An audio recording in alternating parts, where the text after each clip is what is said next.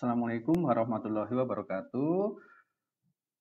Berjumpa kembali dengan channel kami, ya, Lentera Ilmu Nusantara. Ya. Kali ini kita akan membahas tentang cara membuat flowchart ya dengan menggunakan Microsoft Word. Ya. Kali ini kita akan coba membuat flowchart untuk proses penelitian. Nah, sebenarnya flowchart itu bukan hanya berfungsi ketika kita melakukan riset ya, tetapi lebih luas lagi kita bisa gunakan untuk menggambarkan proses-proses yang ada di proses produksi ya, entah itu proses manufaktur ataupun proses jasa. Nah, proses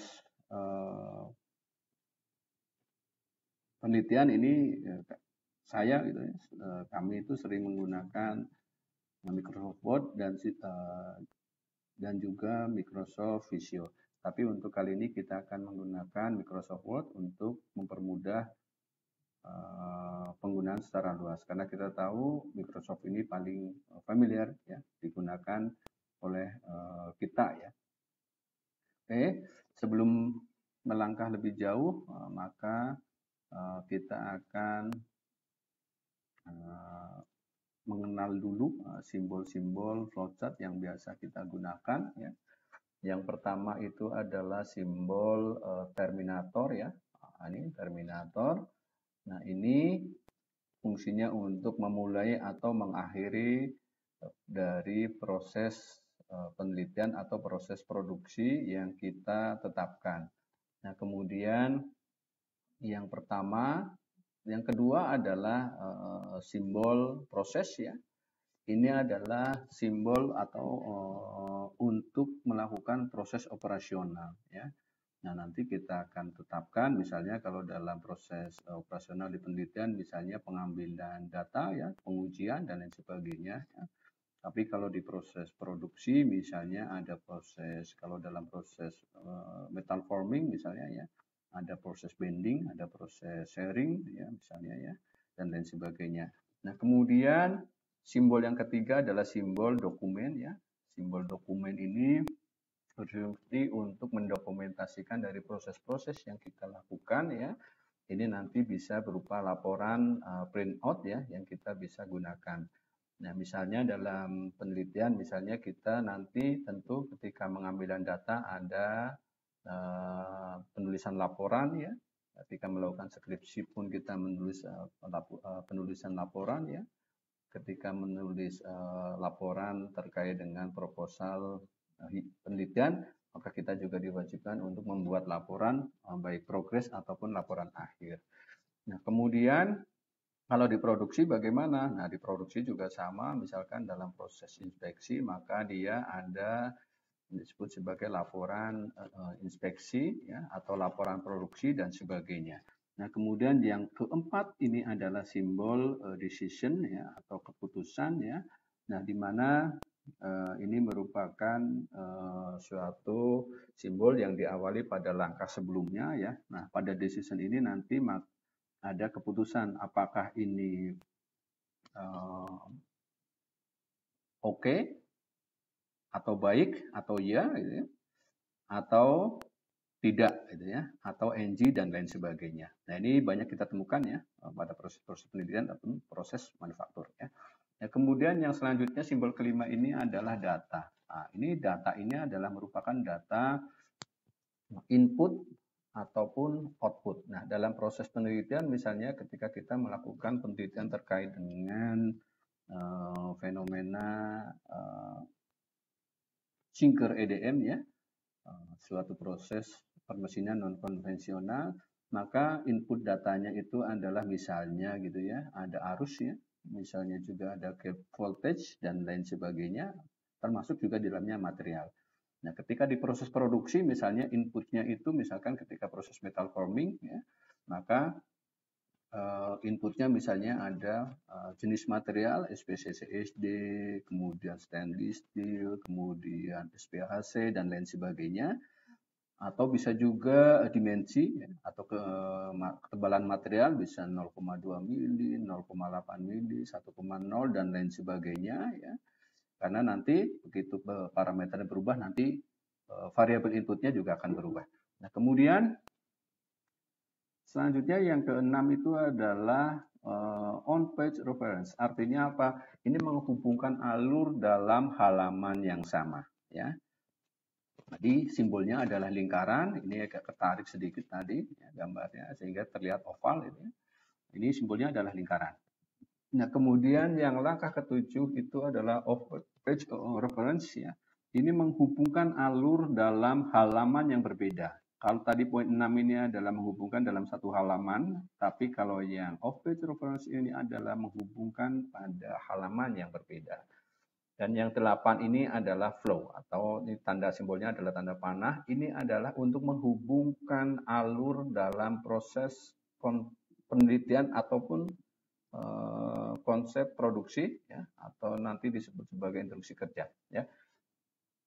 Selanjutnya setelah kita mengenal simbol, maka secara umum kami membuat ya ada 7 langkah sederhana untuk membuat flowchart dengan menggunakan Microsoft Word. Pertama tentu kita membuka aplikasi Microsoft Word ya. Kemudian nanti kita pilih menu drawing canvas dan yang langkah ketiganya kita adalah menetapkan simbol-simbol flowchart pada menu insert ya. Nah, nanti kita akan praktikkan. Dan langkah keempat adalah menambahkan simbol atau menambahkan teks pada simbol tersebut. Termasuk di dalamnya nanti kita akan bantu untuk mengatur supaya teks itu optimal pada simbol yang kita pilih. Kemudian yang kelima adalah menghubungkan dalam bentuk diagram yang nanti kita pakai tanda panah dan lain sebagainya. Kemudian yang keenam ini adalah grouping, yaitu menggabungkan simbol-simbol yang tadi pilih menjadi satu bentuk diagram ya, untuk mempermudah nanti kita menggeser-geser supaya tidak terjadi perubahan. Kemudian yang ketujuh itu adalah langkah terakhir ya. Nah, ini 7 langkah yang nanti kita bisa optimalkan. Kita mulai saja dengan membuka Microsoft Word. Oke. Nah, kemudian kita buka Microsoft Word-nya. Nah, ini di atas ini adalah contoh ya. Saya coba buka halaman dengan view ya tadi ya. View, kemudian halamannya dibagi menjadi 2 ya. Yang atas ini adalah contoh, yang bawah ini adalah contoh drawing canvas yang nanti kita akan gunakan, kita akan pilih ya. Jadi menunya ya. Jadi caranya itu adalah dengan misalnya di sini ya saya tambahkan gitu ya. Nah, ini kita enter saja ya. Kita pilih menu, nah ini ada di draw ya. Kemudian drawing canvas ya. Setelah itu kita pilih sesuai simbol-simbol yang kita inginkan sesuai dengan fungsinya ya. Kita klik ya drawing canvas tadi, kita insert, save, kemudian pilih flowchart ya. Ingat yang di sini yang kita pilih ya. Nah, ini flowchart, ini karena kita akan memulai kita pilih yang terminator ya. Nah, di sini ya. Kemudian kita pilih sesuai dengan simbol yang kita inginkan. Identifikasi masalah tadi adalah desain input, berarti kita pilih yang ini ya. Ini ya. Ini ya. Kemudian ini adalah proses, maka kalau proses kita pilih yang ini ya. Oke. Demikian sampai ini dia. Sampai kita input semuanya. Nah, kalau kita input semuanya seperti ini ya. Nah, kemudian kita menghubungkan tadi ya. Setelah itu kita pilih. Nah, ini kita sebentar ini ungroup dulu ya. Nah, itu kita masukkan kalimatnya ya atau kata-kata yang akan kita masukkan ke dalam teks tersebut atau simbol tersebut. Nah, ini masih kurang bagus, maka kita kita pilih klik kanan ya, format shape, kemudian nanti di sebelah kanan ada muncul text option ya. Kita pilih yang ini ya. Kemudian kita pilih sesuai dengan kebutuhan. Kalau saya menggunakan yang middle. Nah, kemudian supaya optimal kita nolkan semua, yang top, yang kiri kita nolkan, left margin, right margin juga kita nolkan, terus margin atas kita nolkan. Nah, hasilnya seperti ini, lebih bagus. Nah, ini juga sama ya, kita nolkan semua ya. Oke, ya. Nah, oke. Hasilnya seperti ini ya.